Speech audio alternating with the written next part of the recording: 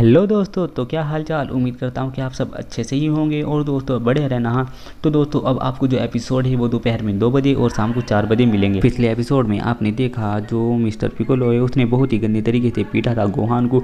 Gohan की बहुत बुरी हालत कर दी थी और गोहान बेहोश हो गया था। फिर हमें पता चलता है कि पिकोलो और क्रिलिन तो एक्टिंग कर रहे थे, उन्होंने ये सिर्फ कामी और मिस्टर पोपो को बचाने के लिए किया था। तो अब आगे तो दोस्तों इस वाले एपिसोड का नाम होने वाला है सुसाइडल कर्स।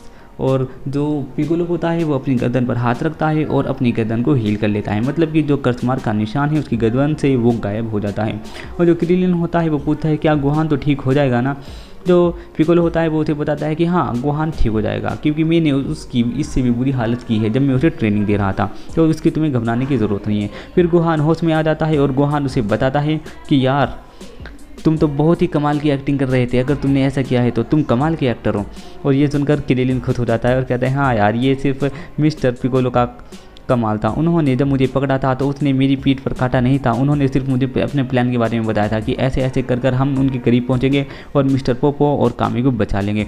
और ये सुनते ही मेरे दिमाग में पूरा का पूरा प्लान आ गया था और बस फिर मैं भी लग पड़ा पिकोलो के साथ एक्टिंग करने के लिए। और जो गोहान है वो उनकी तारीफ़ करता है कि यार कमाल के एक्टर हो तुम दोनों। और जो पिकोलो है वो कहता है कि अभी भी ये काम खत्म नहीं हुआ। और जो पिकोलो होता है वो कहता है कामी जाओ और ब्लैक फो का कुछ करो, इस ब्लैक वाटर को जाकर रोको। जो कामी होता है वो कहता है ठीक है फिर मैं कुछ करता हूँ। और पिकोलो कहता है कि ठीक है तुम जल्दी करो, यहाँ पर हम संभाल लेंगे।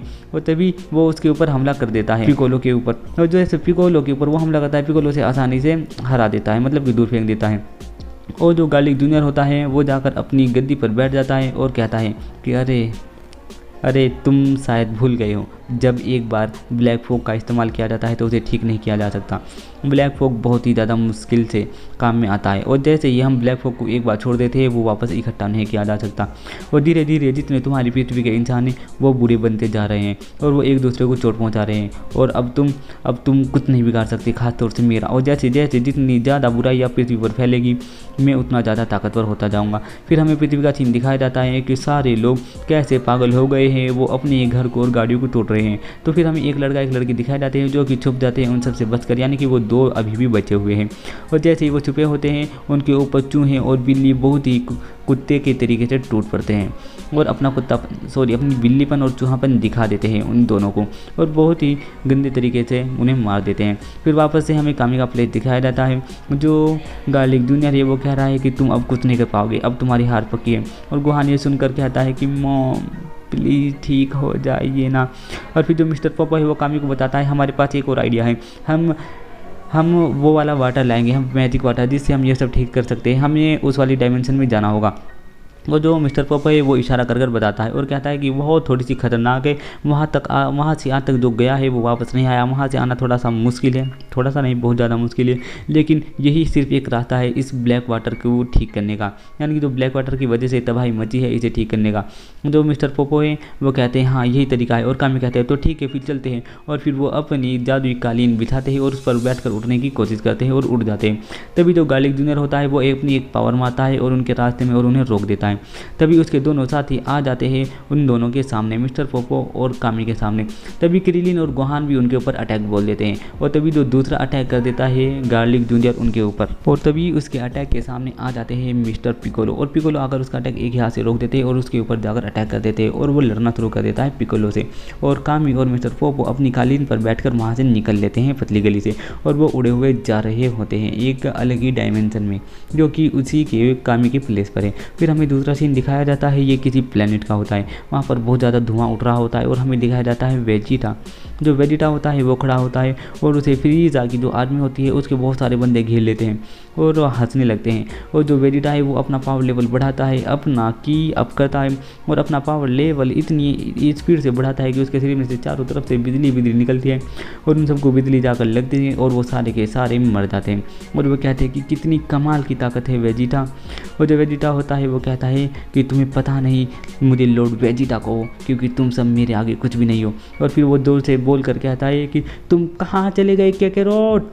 फिर वापस से हमें कामी का प्लेस दिखाया जाता है। पिकोलो और जो ये बंदा है गार्लिक जूनियर, ये लड़ रहे हैं और जो गोहान और क्रिलिन है वो भी लड़ रहे हैं उसके दोस्तों के साथ। बहुत ही अच्छी तरीके से फाइट चल रही है। जो गोहान है, गोहान उसके ऊपर अटैक करता है उसके बंदे के, और वो जो बंदा होता है गार्लिक जूनियर का दोस्त, वो अपने बालों से पकड़ लेता है गोहान को और गोहान को भींच देता है अपने हाथों से पकड़कर। तभी जो पिकोलो होता है वो अपना हाथ लंबा कर पकड़ रहा होता है गार्लिक जूनियर को, और गार्लिक जूनियर बहुत ही स्पीड से उड़ा हुआ चला जाता है और फिर बाद में उसके पास आ जाता है और अपनी आंखों से लेजर मारता है और पिकोलो भी अपने हाथों से पावर मारता है और वो बच जाते हैं।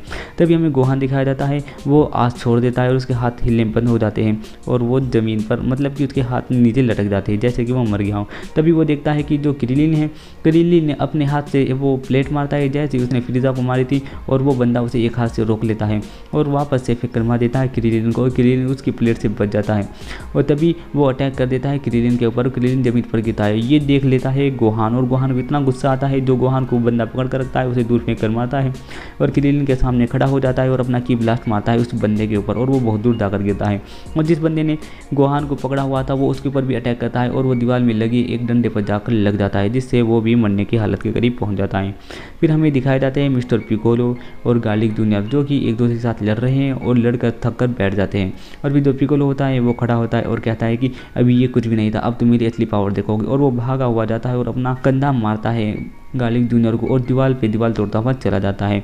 फिर हमें दिखाए जाते हैं कामी और मिस्टर पोपो, जो कि उड़े हुए जा रहे होते हैं अपनी जादुई कालीन पर।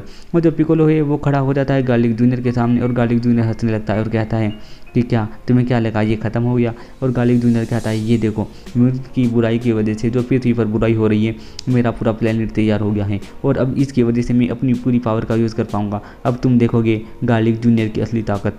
अभी तक तो तुमने मेरी पावर का जरा सा ही हिस्सा देखा, ये तो कुछ भी नहीं था, अब मैं तुम्हें अपनी असली पावर दिखाऊंगा। और वो अपने हाथ ऊपर करता है, उसके शरीर में से एक एनर्जी निकलने लगती है और चारों तरफ रोशनी ही रोशनी हो जाती है। और जो गार्लिक जूनियर के दोस्त होते हैं उनके हाथों में भी जान आ जाती है और वो भी अपनी आंखें खोलते हैं और खड़े हो जाते हैं।